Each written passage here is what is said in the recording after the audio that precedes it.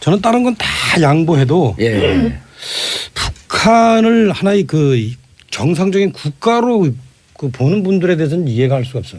그러니까 예컨대 유엔 근무자들 다 이해 못하겠네요. 그럼. 예, IS 있잖아요. IS가 우리나라하고 같이 국가 대 국가로서 수교를 맺자라든가 이런 얘기하면은 과연 받아들일 수 있어요? 저는 못 받아들이죠 다. 아니 우리는 90년도에 제 얘기 교차 끝까지. 승인하고 유엔 가입을 했잖아요. 동시 가입을. 제 얘기 끝까지 들어보세요. 자, 박우석 의원님. 예. 그래서 하는 얘기인데 자, 올림픽 개회식에서 태극기 개항되고 애국가 그러니까 김영남, 김여정 예를 갖췄단 말이에요.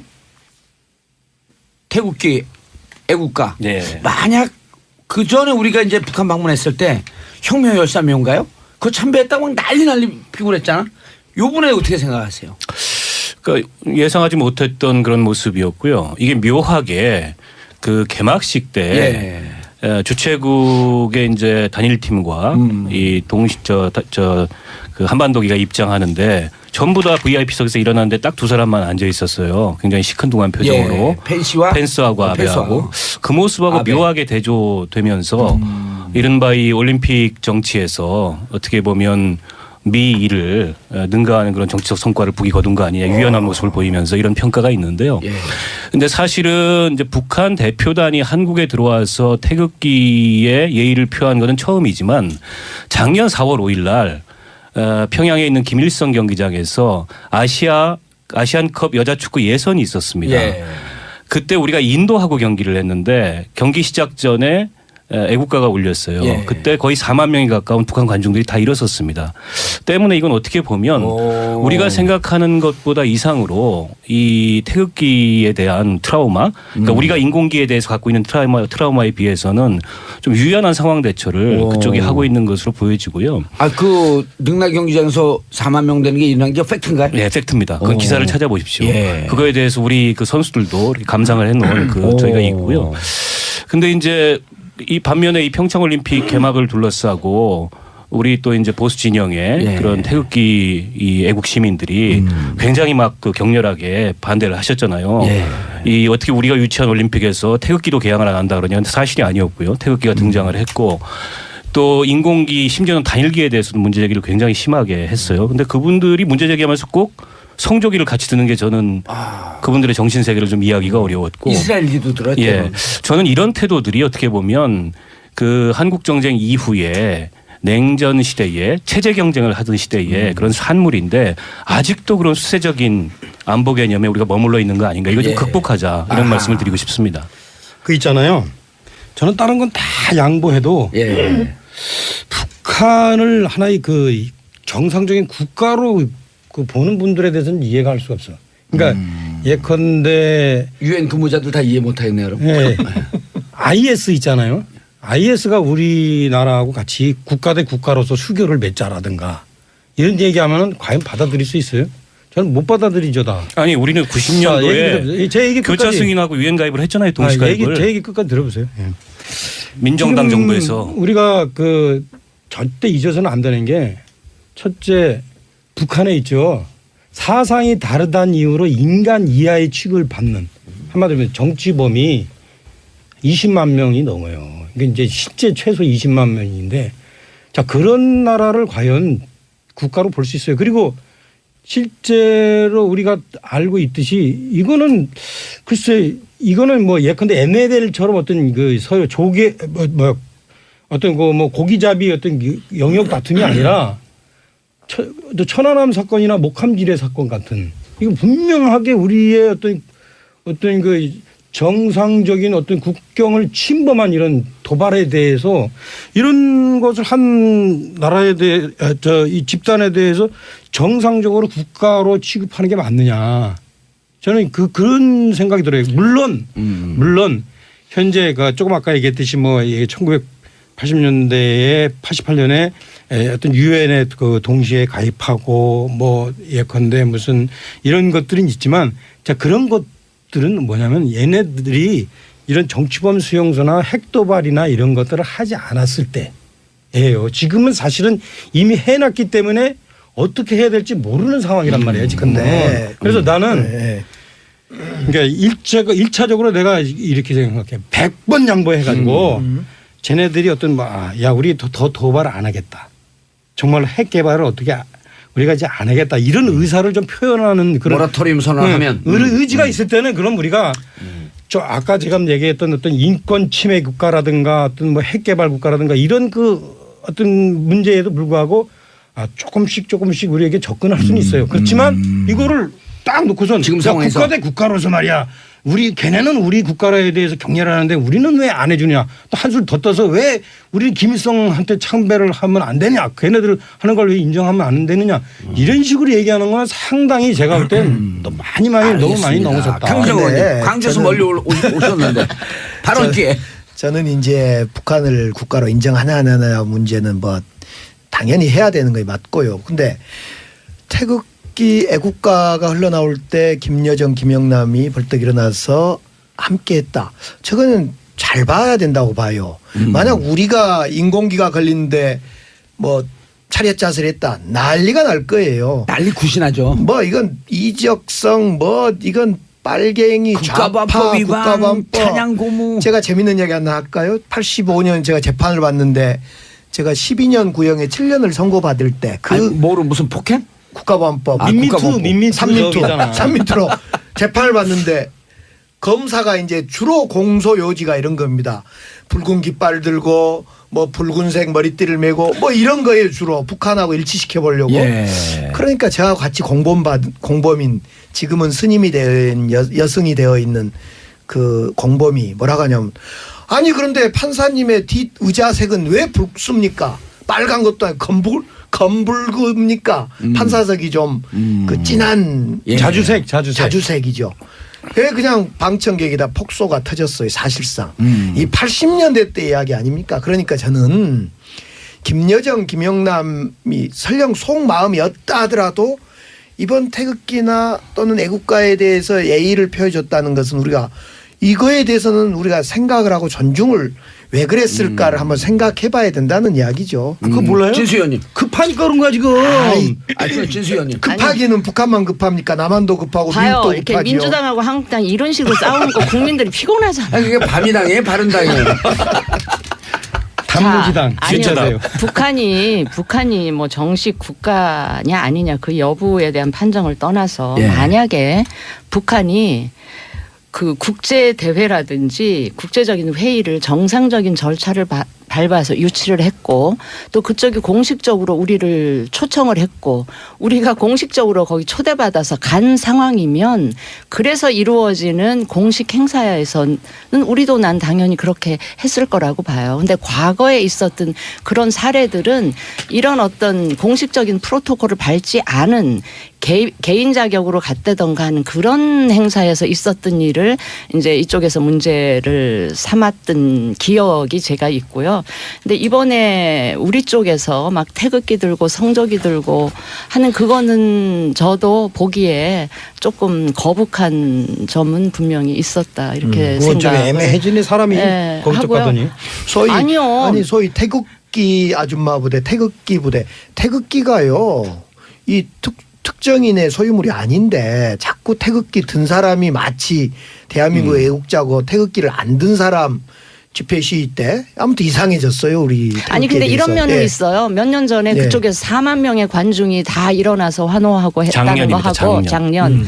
그다음에 여기는 그냥 양쪽의 남남 갈등이 그냥 여과 없이 표출이 되고 했잖아요. 예. 그런데 그 4만 명이 동시에 일어나서 그렇게 했다는 건 바로 또 그 지시다. 예, 그 전체주의적인 그런 네. 단면이라 할 수가 물론 있고 그 체제가 입장이 예. 입장이 그래도 국제 규격에 좀 맞는 그런 룰을 쫓으려고 노력했다. 그러니까 북한도 많이 달라지고 있는 거는 확실한 것 그 같아요. 정도쯤 하면 우리 청취자분들 무슨 얘기를 하시는지 알겠습니다. 이제 코앞으로 다가온 지방선거 우리 동네에서 누가 될까? 자, 광주에서 출사표를 던질까 말까 밀당하고 있는 강기정 의원님. 네, 뭐 사실상 던졌다라고 글을 써주던데요. 예, 네. 사실상 던졌다.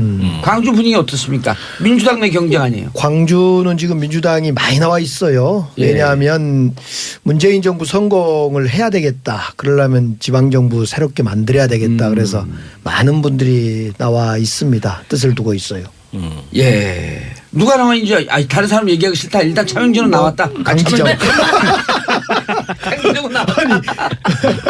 강기정은 나왔다. 강기정 후배한테 요거 끝나고 나서 예. 그냥 맞을까봐 겁나서 안 자, 돼요. 근데 홍준표 대표는 이렇게 얘기했어요. 경남지사의 재신임을 걸고 지루했다. 이게 무슨 얘기죠? 경남지사 선거 절대로 안 지겠다. 그러니까 이제 지금 홍준표 대표가 이 당 대표직을 예. 이번 지방선거에서 6개 이기는데 걸었잖아요. 그런데 그렇죠. 보니까 제가 보니까 이래요. 그게 조금 자신 없으니까 예. 6개였다 살구머니 6개 중에서 착 경남지사로 빠지는 것 같아요. 왜냐하면 그 6개 중에서 사실 부산하고 울산하고 인천이 사실은 이게 조금 흔들흔들하죠. 흔들흔들하거든요. 부산, 인천, 울산. 예. 여기가 왜냐하면 지난번 대선에서 1년 전에 딱 1년 전에 치러진 대선에서 사실은 다 진대. 우리 자유한국당이 진대요. 그래서 울산 웬만 주셨어요? 오. 그러니까 이제 이 예컨대 부산에서는 홍준표 32, 문재인 38.7. 내가 이제 조사해 왔다고 또 오늘 출연료 받으려고. 울산에서는 홍준표 27.5, 문재인 38.1. 야, 울산 차이가 더 났네요. 응. 그러니까 이제 오. 뭐 인천은 뭐 더 얘기할 것도 없고 그러니까 선거 때 상황이 확 정말로 그냥 예상하지 못한 변수가 나와서 바뀌든지 아니면 한국당의 후보가 그냥 아주 그냥 폼나는 사람이 나오고 민주당의 후보 선출 과정에서 완전히 죽을 쓰든지 그러지 않으면은 사실은 이제 우리가 이렇게 건전한 상식으로 볼 땐 좀 힘들어요. 그러니까 내가 한 자유한국당이면서 이렇게 얘기한다는 것이 조금 문제라고 이거 듣는 자유한국당 관계자가 얘기할지 모르지만 이 선거가 아무리 심리적인 것이지만 이게 숫자가 많아지면 객관적으로 볼 수 있는 거거든. 그렇기 때문에 1년 전인 경우에는 대선 1년 후인 경우에는 되게 그걸 반영한데 따라서 지금 얘기했듯이 부산, 울산, 인천이 이렇게 쉽지 않아요. 그런데 경남은 어땠냐? 홍준표 37.2, 문재인 36.2거든. 이게 좀 힘쓰면 되거든. 그래서 내 생각엔 조금 약간 6개에서 좀 양보해서 일단은 내가 경남은 지키겠다. 이렇게 좀 바꾸는 게 아닌가라는 생각은 드는데 뭐 대구하고 경북은 어떻습니까? 대구 경북은 저희 자유한국당이 완사이다게 이겼어요. 홍준표 45.4, 문재인 21.8. 그게 대구고 경북은 더 커. 홍준표 48.6, 문재인 21.7. 근데 이 홍 근데- 대표 말은 할 때마다 달라지기 때문에 그렇게 귀담아 안 들으셔도 될 것 같아요. 전에 6군데 얘기했다가 그다음엔 대구시장 당선 못 시키면 뭐 자유한국당 문 닫는다 그랬다가 이번에 또 경남지사 이렇게 얘기하는 거 보면 그다음에 재신임 건다 그래놓고 또 얼마 전에는 지방선거 끝나도 홍준표는 사라지지 않는다 막 이랬기 아니 그러니까 때문에 6개 이길 거란 거지 이제. 아니. 못해. 그런데 내가 보면 이제 중요한 건 그게 아니라 내가 볼 땐 6개 이기는 방법이 있어요. 진짜로. 그 마이크 앞에다 대고 얘기하면 안 돼요. 아, 예, 미안합니다. 예. 제가 여기 좀 익숙치 않아서 6개 이기는 방법이 차의원님 있어. 그 말씀 당내에서 먼저 전략 상의를 좀 하시는 게 좋을 것 제가 같아요. 당내 실세가 안 돼가지고 여기서 이 얘기하면은 방송을 통해서 당내 이제 실세가 들으라고 나의 이 전략적 그 해안을 이 사람들이 귀를 열고 들어줘야 되는데 지금은 제 얘기 안 들어요. 그래도 당내에서 한번 두번 떨어지니까 검증을 별로 해가지고 존재 의미가 없어. 나오셔서 원래 말씀을 하시면 전략위원장 좋겠어요. 아니었어 당에 그렇지, 있을 때. 그렇지. 근데 제가 전략까지. 보기에 이 경남 관련해서는 예. 경남도 질것 홍준표 대표가 예. 대선 나오면서 중도 사퇴를 했잖아요. 예. 그때 꼼수 사퇴 논란도 굉장히 그러니까 아주 난 컸어요. 정서가 안 좋을 것 같아. 근데 그것마저 넘어가면 사실은 당 밖에서뿐만이 아니고 당내에서 무너질 겁니다. 저 체제가. 그에 대한 어떤 본인의 위기감의 반영이기도 한데 문제는 마땅한 후보군이 있냐 지금 자유한국당에. 그러니까 홍준표 포스트 홍준표가 될 마땅한 후보군이 없어요. 지금 뭐 창원시장 지냈던 그 박완수 의원 같은 경우는 안 불출마한다고 선언을 했고 마땅한 인물이 없는데 지금 민주당은 본인은 고사하고 있지만 김경수 의원이라는 막강한 카드가 있어서 후보가 누구냐에 따라서 막강해. 뜻대로 안 될 막강해 보이진 가능성이 문재인 대표 비서실장 했다니까 거기에 높다. 연청하는 거죠. 저는 그렇게 보고요. 그리고 지금 대구 아까 얘기 나왔지 않습니까? 강기정 대구는 이런 사람처럼 고유의 얘기 좀 들어보세요. 자기의 좀. 아이덴티티가 있지 않아요? 그 김아무개는. 네, 대구는 바른정당도 지금 길을 쓰고 달려들 바른미래당. 바른미래당 죄송합니다. 네. 달려들 상황이고 그리고 거기도 마찬가지로 본인은 어쨌든 고사하고 있지만 김부겸 장관 카드가 여전히 살아있지 않습니까? 그래서 후보가 누가 되고 선거 진영이 어떻게 짜이느냐에 따라서 대구도 사실은 장담할 수 없는 상황 아닌가. 근데 이제 그렇게 객관적으로 얘기하면은 봤을 때. 그러니까 왜 실은 이제 우리 민주당 입장에서 보면 대구 경남 부산 경남에 대해서 이제 빅 전략을 준비를 하고 있죠. 여기는 꼭 빅전략. 이겨야 된다. 그러니까 이제 우리 차명진 의원님 말씀하신 대로 기본 득표율이 대선 때 높았고 우리가 앞섰고 거기에 이제 좋은 후보만 얹히면 이기는 거 아닙니까? 그래서 좋은 후보 뭐 이제 아까 김경수 현 의원도 이야기를 했는데 뭐 거기 김경수 의원도 아주 좋은 후보라고 봐요. 예. 그냥 좋은 후보가 아니라 부산 경남 입장에서는 집권당의 한 라인을 갖지면 거의 좋은 거 아니겠어요? 네. 알겠습니다. 예. 정의당도 이번에 집중하는 지역이 있을 거 아니에요. 울산? 연대입니까 아니면은 독점권입니까? 아니 뭐 연대는 현실적으로 과거에 이제 연대를 주로 했던 민주당이 여당이 됐기 때문에 예. 여당과의 연대는 쉽지 않다고 저는 생각을 하고요. 이미 이제 우리 강기정 선배 준비하고 계신 광주시장 도전을 후보가 공식적으로 출마 선언을 예. 했고, 그다음에 경북지사, 전북지사. 인천시장 출마 선언을 했고 설 연휴 이후에 뭐 서울시장, 경기지사 쭉 나올 거예요. 그래서 저희가 사실은 객관적으로 현재 지지율로 내진 후보들의 인지도로 광역단체장 당선은 쉽지 않겠지만 정의당의 당 지지율을 높이고 정말 이 반대를 일삼는 야당이 아니라 야당다운 야당, 대한민국 정치 발전을 견인할 수 있는 야당으로서의 정의당이 있다는 점을 우리 국민들한테 깊게 각인시키는 걸 목표로 이번 선거를 치르려고 하고 있고요.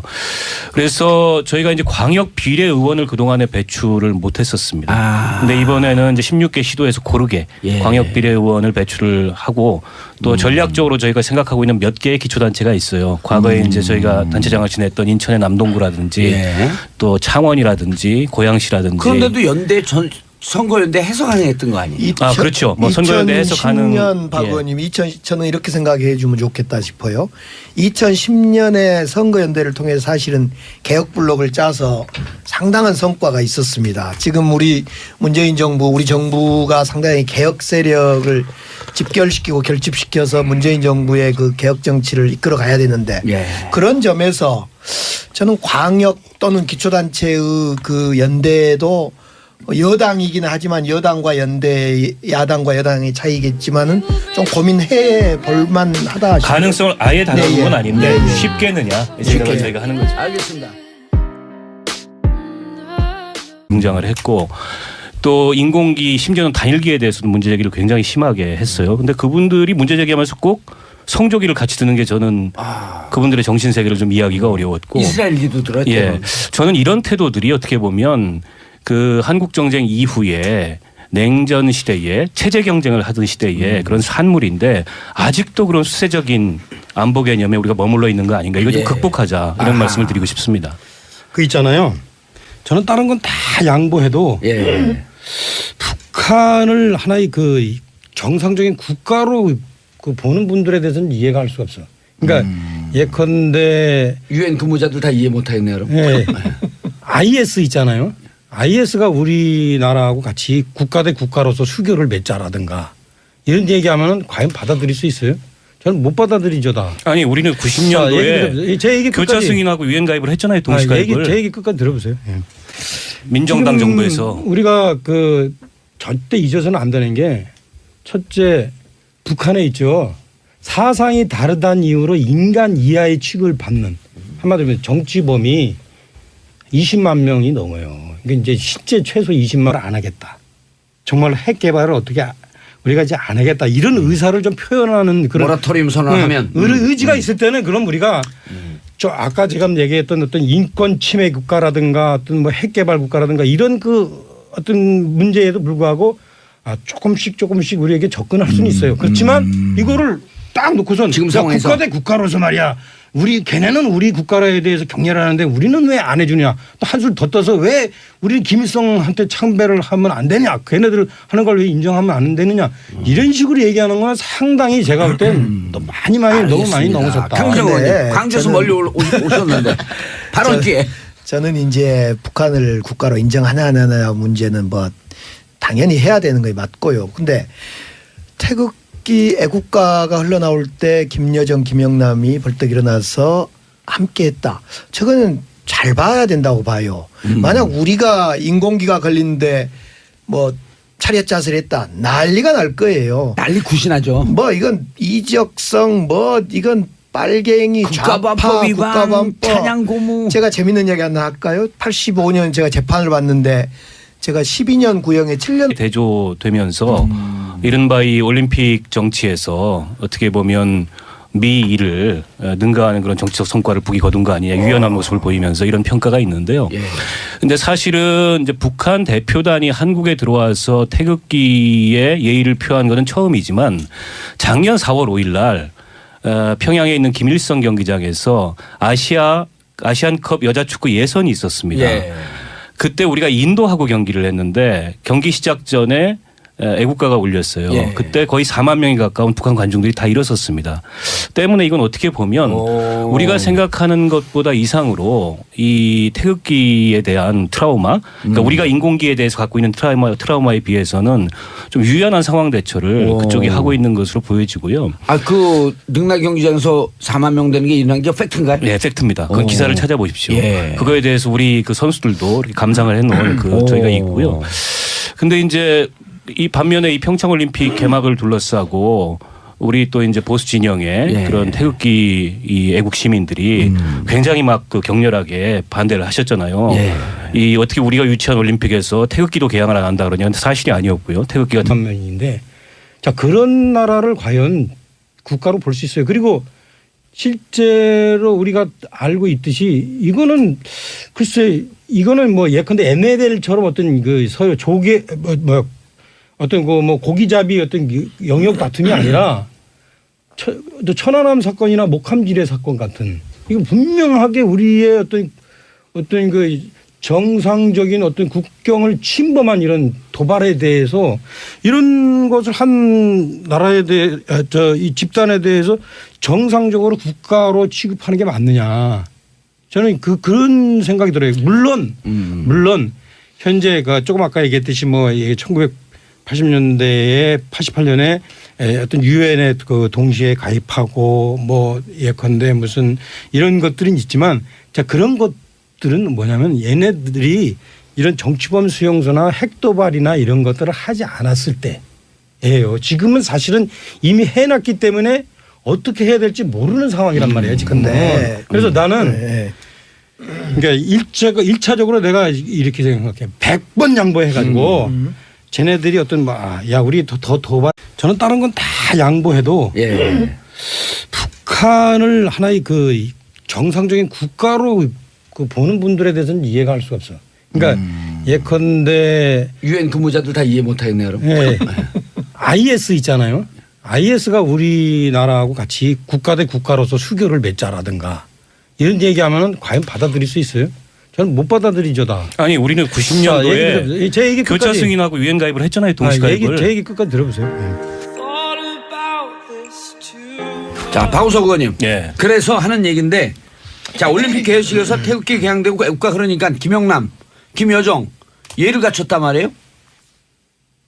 태극기 애국가. 예. 만약 그 전에 우리가 이제 북한 방문했을 때 혁명 열사명가요? 그거 참배했다고 막 난리 피고 그랬잖아. 요번에 어떻게 생각하세요? 그러니까 예상하지 못했던 그런 모습이었고요. 이게 묘하게 그 개막식 때 주최국의 이제 단일팀과 이 그 한반도기가 입장하는데 전부 다 VIP석에서 일어났는데 딱 두 사람만 앉아 있었어요. 굉장히 시큰둥한 표정으로. 펜시와 펜스하고 아베하고 그 모습하고 아베. 묘하게